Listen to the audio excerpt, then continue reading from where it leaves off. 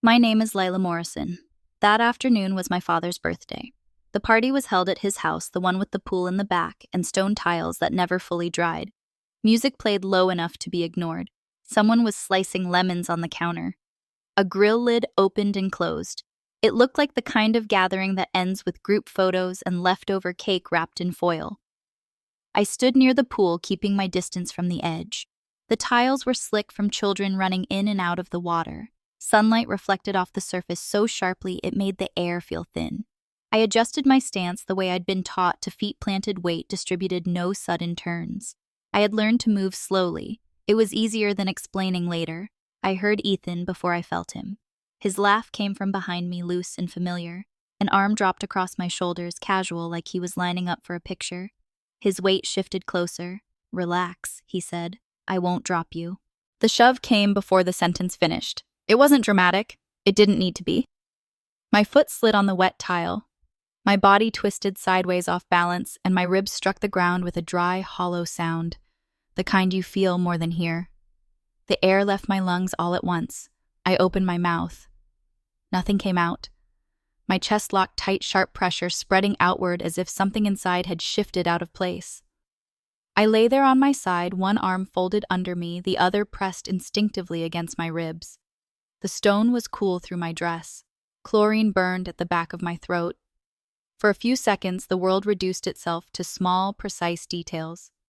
The grout line between two tiles, a drop of water sliding toward my fingertips, someone's flip-flop stepping back to avoid me. Ethan laughed. He lifted his hands like he'd just finished a trick, like applause was expected. A couple of his friends reacted the same way, short bursts of sound, the kind people make when they think they've watched something harmless.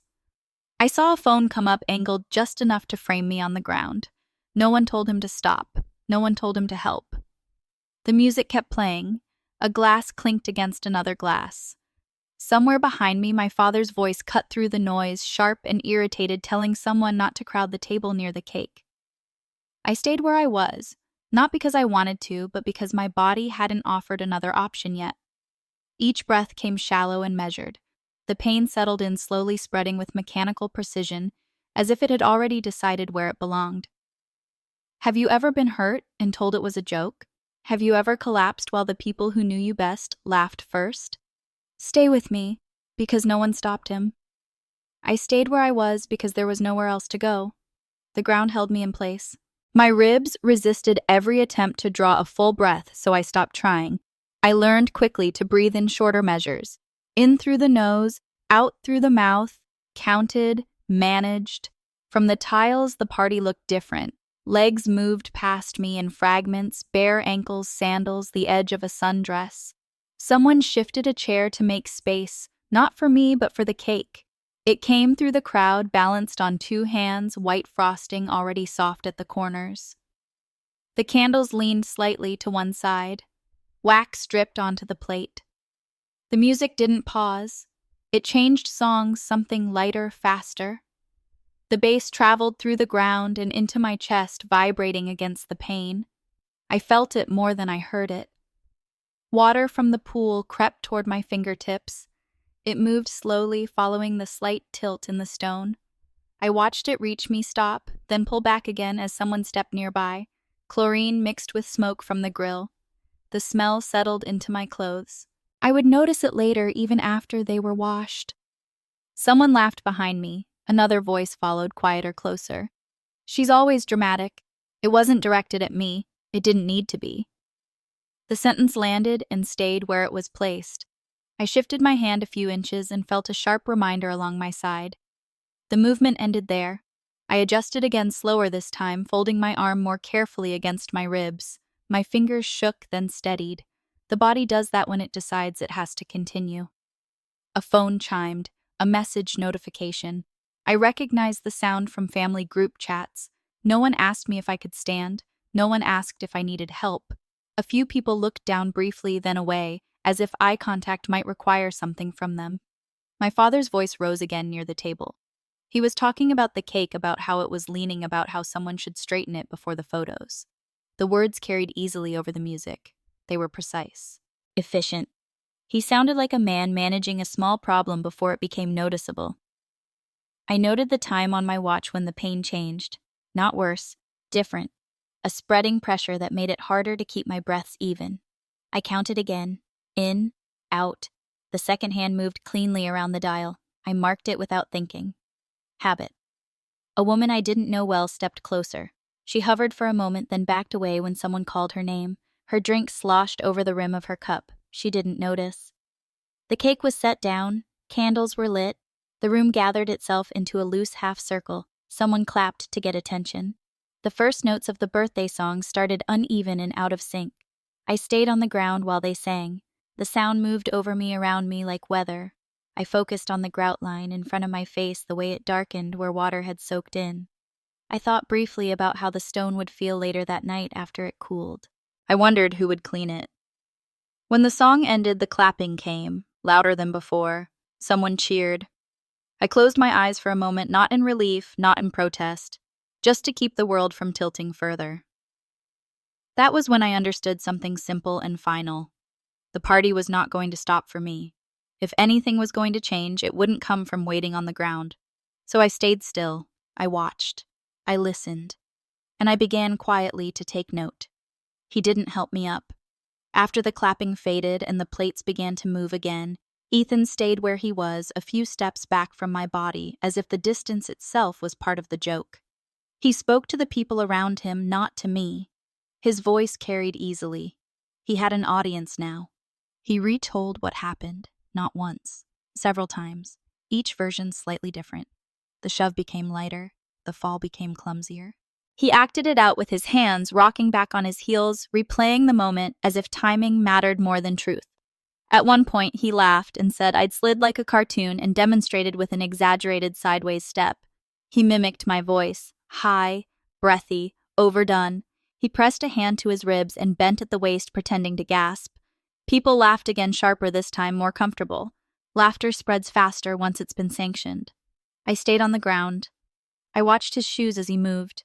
I noted the scuff on the left toe, the one that always appeared after he drank too much. I listened to the rhythm of his speech, the pauses, the places where people laughed without being prompted. Someone raised a phone. It was casual. The movement was small, a wrist turning inward, a screen lighting up. The lens pointed in my direction, then back to Ethan as he continued. I recognized the posture. It was the same one people use when they don't want to look like they're recording, but are. I didn't move. From where I lay, I could see the reflection of the screen in the glass door behind him. A narrow rectangle, my shape on the ground, his hands in motion. The recording angle adjusted once, twice until it felt steady. More laughter. Someone added commentary. Another voice said my name, followed by a chuckle like punctuation. A notification sound cut through it. Then another. I didn't need to see the phone to know where the video went. The sound was familiar. The family group chat had its own tone. I'd heard it for years, birthdays, reminders, requests for money sent late at night and framed as concern. It chimed again, and again. The humiliation didn't stay by the pool. I imagined it moving outward in real time. Aunts, cousins, people who weren't there receiving a version of events already shaped for them. No context, no footage of the shove itself, just me on the ground. Ethan laughing. A caption probably. Something light, something dismissive. I shifted my head slightly and felt the pain answer back, precise and immediate. The movement stopped there. I adjusted my breathing again. Short, controlled, the kind you learn when reacting only makes things worse. Someone finally asked, "Is she okay?" It wasn't a question directed at me, it was aimed at Ethan. He waved a hand without looking down. "She's fine," he said. "She just likes the attention." That sentence settled quickly. It explained everything people needed it to explain. A few nodded. One person rolled their eyes. The phone stayed up. I took note of who laughed and who didn't, who stayed close, who drifted away, who said my name and who avoided it. These were small distinctions, but they mattered. They always do later. No one stopped the recording. No one asked him to stop talking. At some point, the video ended, or maybe it didn't. The phone lowered, then lifted again when Ethan launched into another retelling, this one louder, designed for the people who hadn't heard the first. I stayed where I was and watched it all pass over me. Not numb, not frozen, present. counting details, collecting what couldn't be argued with later. Because by then, it was clear. This was no longer about what had happened on the tiles, it was about what they were willing to turn it into. My father stepped in once the laughter had found its rhythm. I noticed him because the space around him shifted. Conversations lowered. People made room without being asked. He moved with purpose the way he always did when he intended to correct something. He stopped a few feet from me, close enough to be heard, far enough not to be mistaken for help. He didn't kneel, he didn't bend, he didn't look at my hands pressed against my side. He looked past me toward the guests as if checking whether this interruption had drawn too much attention. His jaw tightened. He exhaled through his nose sharp and controlled. The music kept playing behind him, but his voice rose above it, practiced and clear. "Get up, Lila." The sentence landed cleanly. No hesitation, no concern attached. I stayed where I was. Not out of defiance. The instructions simply didn't match the condition of my body. My breath was still shallow. Each inhale caught against my ribs and stopped short. I adjusted my position by a fraction of an inch and felt the limit immediately. The adjustment ended there. He continued. "Stop faking it." The word was familiar. It had been used before in smaller settings behind closed doors, usually followed by advice or warnings about how things looked. This time it was delivered publicly as a statement of fact, something for the room to agree with. A few people nodded, someone shifted uncomfortably, then settled again once it was clear no one else objected. My father glanced toward the table where the cake-weighted candles still unlit. His birthday. The schedule mattered to him. Timing always did. "Don't embarrass me," he said. "Not today." The sentence reframed everything efficiently. The fall, the pain, the recording phones, all of it reduced to inconvenience, a disruption to be corrected. I watched his shoes while he spoke. Polished, clean. Standing on dry tile just outside the wet edge near the pool, he knew where to stand, he always did. Behind him I heard someone lower the volume on the music. Another person cleared their throat. No one spoke to contradict him. The silence that followed was not empty. It was filled with agreement, or at least relief that someone had taken charge. I noted the exact moment when the room turned. Not toward him, toward me. Every face shifted in the same direction, drawn by his voice, by the authority it carried. I became the center of the scene without moving, the person on the ground. The one being corrected, the one asked to perform recovery on command. I tried to respond, not to argue, just to acknowledge the instruction. The attempt ended before sound formed. My chest tightened again, precise and immediate, as if my body was closing a door I had no reason to force open. He noticed the delay. His eyes flicked down briefly, then away. The look lasted less than a second. It wasn't confusion, it was assessment. He had gathered enough information to proceed. "We're not doing this," he said, turning slightly toward the guests. "She'll be fine." The sentence closed the matter for him. It also closed it for most of the people listening. Several returned to their conversations. Someone asked where the lighter for the candles was. The music came back up. I remained on the ground while the party reorganized itself around that conclusion. In that moment, something settled into place for me, not as an emotion, but as a record. A clear sequence of events. Time. Words used. Witnesses present. A public instruction to stand, followed by a public dismissal of my condition. I stored it without comment. Because this was no longer about being believed in the moment. It was about what had just been said and who had said it in front of whom. And those details, unlike opinions, tend to last. My father's words settled into the space like a decision already made. Once he turned away, the room followed his lead. The matter was considered closed. That was when I noticed my mother. She stood a few steps back near the counter where the drinks were set out. Her hand was wrapped tightly around a plastic cup, the kind meant to be thrown away. Ice floated near the rim, clinking softly as she shifted her grip. The condensation ran down her fingers and dripped onto the tile. She didn't wipe it away. She didn't come closer. She didn't say my name. Her eyes moved between me and my father's back, then dropped to the floor. It was the same posture I'd seen before in smaller moments. Arguments she didn't want to enter, decisions she let pass because entering them would cost something. She stood very still, as if stillness itself were a form of neutrality. No one asked if I needed medical help. No one reached for a phone to call anyone whose job involved emergencies. There were phones out, yes, but they were angled differently now.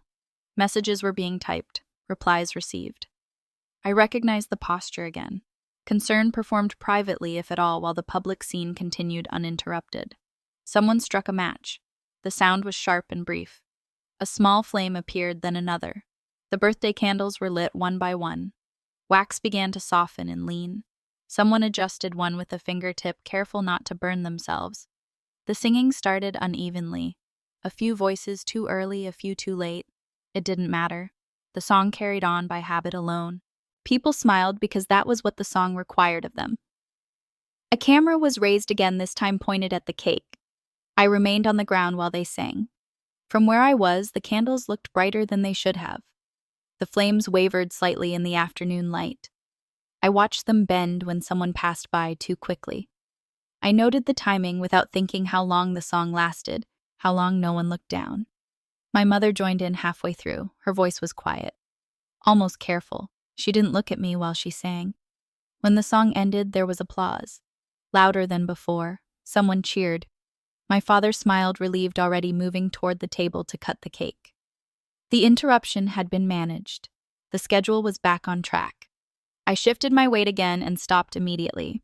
The pain answered without delay, exact and instructive. I took another shallow breath and waited for it to settle. It didn't. A woman I recognized only vaguely leaned toward my mother and whispered something. My mother nodded once. She didn't turn around. I understood then that this was not confusion or shock holding anyone back. It was choice. A series of small ones made quietly, each easier than the last. I took note of the absence as carefully as I'd taken note of the laughter, the recording, the words spoken aloud. Absence leaves its own kind of evidence. Who stood where, who looked away, who kept singing. By the time the first slice of cake was served, the decision had become collective. I was not being helped because helping me would have required interrupting something they had already decided to protect. I lay there and watched them protect it. That was when the outline became clear. Not dramatic, not sudden, just visible. No one was coming. So I stopped waiting. No one was coming. That much had become clear. I had shifted from waiting to observing when the shadow fell across the tiles beside me. It wasn't hurried. It didn't belong to anyone who had been laughing or singing. The movement was measured as if the person had already decided what they were about to do and saw no need to announce it. A woman stepped out from the edge of the gathering. I didn't know her well. I had seen her before walking her dog in the mornings, collecting mail at the end of the driveway. Her name was Nora Hale. I knew that much because my mother had mentioned it once in passing when explaining who lived nearby. She wasn't family. She wasn't part of the guest list in the way the others were. She hadn't been positioned close enough to the center to be involved until now. She had been watching. I noticed it only after she knelt down. She moved carefully, placing one knee on the tile first, then the other, keeping her weight back. She brought herself level with my face without touching me. She didn't ask what happened. She didn't ask who I was. She looked at my mouth, my chest, the way my hand was pressed against my ribs. "Don't move," she said. The tone was flat, not unkind, not alarmed. It carried the weight of instruction, the kind that assumes compliance because it is correct. I didn't move. She held up 2 fingers close to my face. "Follow this," she said. Her voice stayed even. She waited for my eyes to track the movement. They did slowly. She counted my breaths without looking at a watch. Her eyes moved instead. Rise of the chest, pause, shallow release. She shifted slightly and placed 2 fingers against the side of my rib cage, careful not to press. I felt the contact register immediately. The pain answered in a way that confirmed what I had already suspected. I stayed still. "She's breathing shallow," Nora said louder now, directed outward. "And she's guarding her ribs." The sentence landed differently than anything that had been said so far. It wasn't opinion. It wasn't commentary. It didn't require agreement. My father turned back toward us. Nora didn't look up at him. "Don't move her," she repeated. "And someone call 911. There was a pause. Not long, but noticeable, the kind that happens when authority shifts and people need a moment to recognize it. "I'm fine," my father started to say. Nora looked up then. Just once. Her gaze was direct and brief. "I'm an ER nurse," she said. "This isn't fine." She returned her attention to me. She adjusted the angle of my arm by a fraction of an inch, enough to ease the pressure without forcing movement. She told me to keep my head where it was. She told me to keep breathing the way I had been. Short, controlled. Someone finally took out a phone and dialed a number that mattered. Nora asked me simple questions. My name, whether I could feel my fingers, whether the pain changed when I inhaled. I answered when I could. When I couldn't, I shook my head once. She accepted that. Behind her, the party stalled. Conversation stopped mid-sentence. The cake remained uncut. No one sang. The music was turned off completely this time. I watched my mother from where I lay. She had set her drink down. Her hands were empty now. She didn't come closer, but she didn't look away either. It was the first adjustment she'd made all afternoon. Nora stayed with me until the sirens became audible, faint at first, then clearer. She kept one hand hovering near my shoulder, not touching, ready if needed. She told someone to clear space. This time people listened. As the sound grew louder, something settled into place, not relief, not triumph, just confirmation. It had taken someone without history, without obligation, without reason to protect appearances, to state what was happening plainly and out loud. I focused on the sky above the pool, the way the light shifted as clouds moved overhead. I counted my breaths again. Slower now. The situation had changed, not because anyone felt differently, but because someone had finally named the facts. The sirens grew louder, then steadied, then cut off abruptly at the curb. The sound marked a boundary. Everything before it belonged to the party. Everything after it would be recorded differently. Nora stayed where she was until uniforms came into view through the side gate. 2 EMTs moved quickly, but without urgency, equipment bags balanced low at their sides. They did not look at my father first.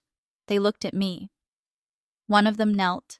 The other stood back, already unzipping a case. "What happened?" the kneeling one asked. Nora answered before anyone else could. "She was pushed," she said. "She fell onto wet tile. Impact to the right rib cage. Shallow breathing since." The EMT nodded and repeated the information out loud, slower, as if placing it into a form only he could see. He checked my pulse. He asked me to rate the pain on inhalation. I gave him a number. He didn't react to it. He wrote it down. He pressed gently along my ribs. I felt the pressure register, then sharpen.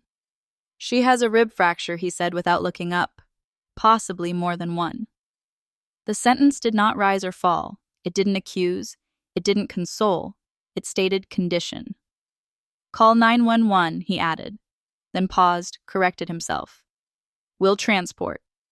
There were no arguments. No one interrupted to explain what had really happened. No one laughed. No one corrected the wording.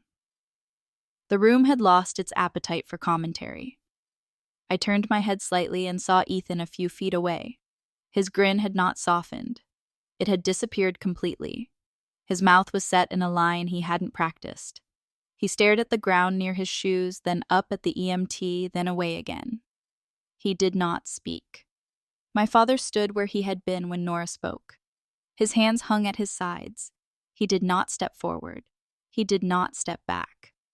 The expression on his face was not anger or concern. It was calculation delayed by surprise. One of the EMTs asked who pushed her. The question landed cleanly and stayed where it was placed. No one answered. The silence that followed was not confusion. It was inventory. Each person in the space appeared to be checking what they had said, what they had recorded, where they had been standing when it happened. Nora did not look at them. She stayed focused on me. "Keep breathing the way you were," she said quietly. "They've got you now."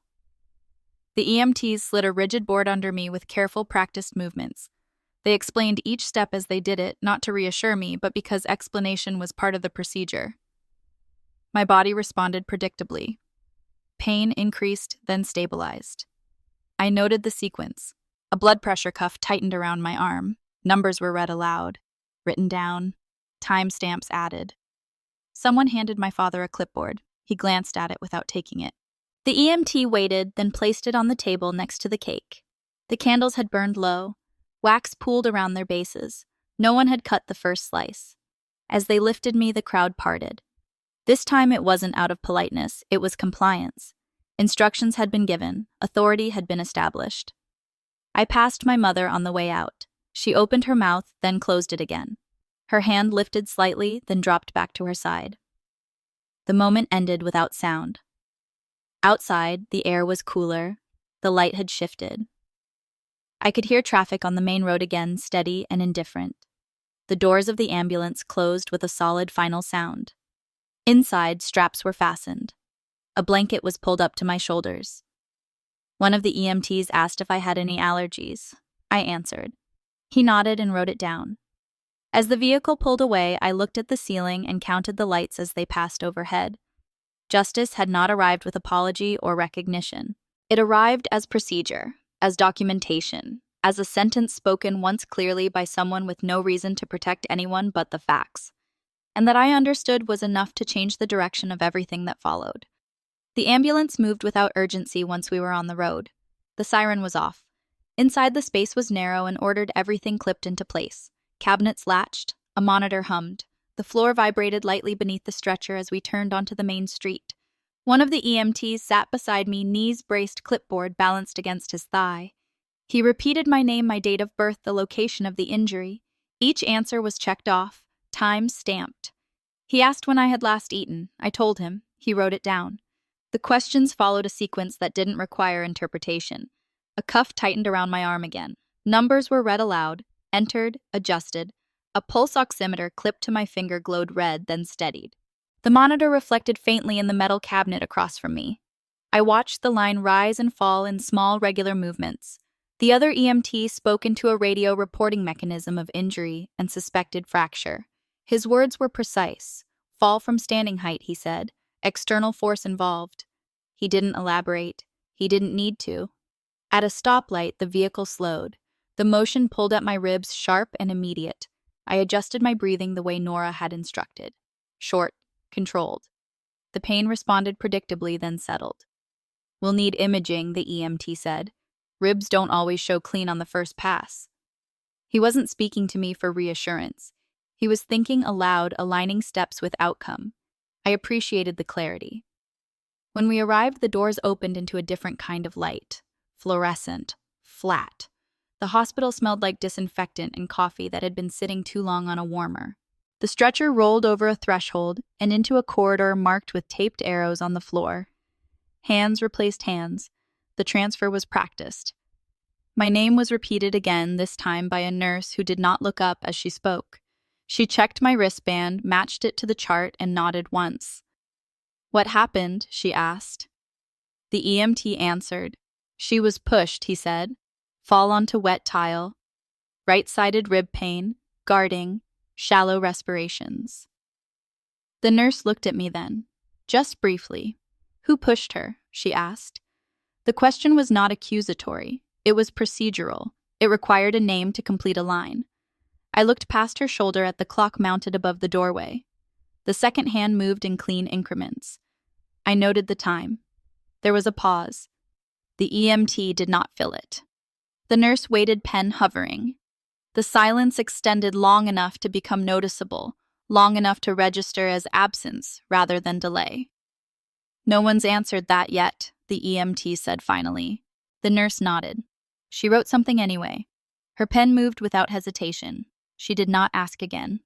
In the trauma bay, my clothes were cut away along the seams. Scissors moved cleanly, deliberately. The fabric fell aside and was gathered into a clear plastic bag labeled with my name and the date. Evidence handling was not discussed. It was simply done. A doctor pressed along my ribs slower than the EMT had. He paused at the same point. My breath caught. He stopped immediately. Likely fracture, he said.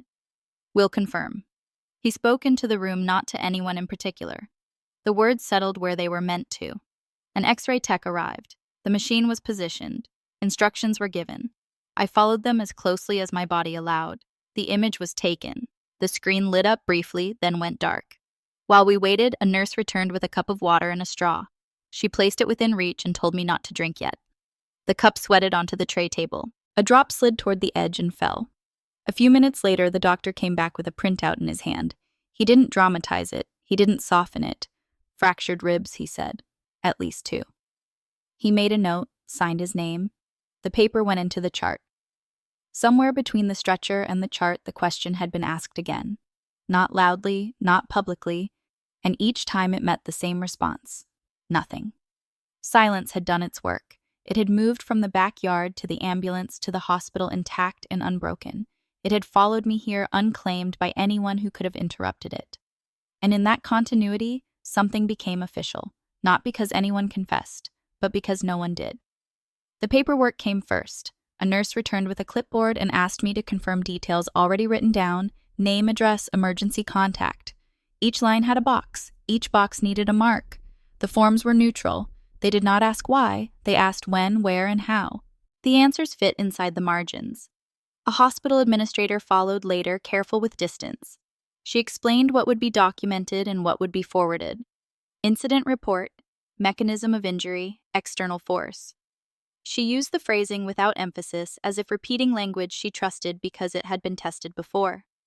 When she left, my phone vibrated on the tray table. I didn't pick it up right away.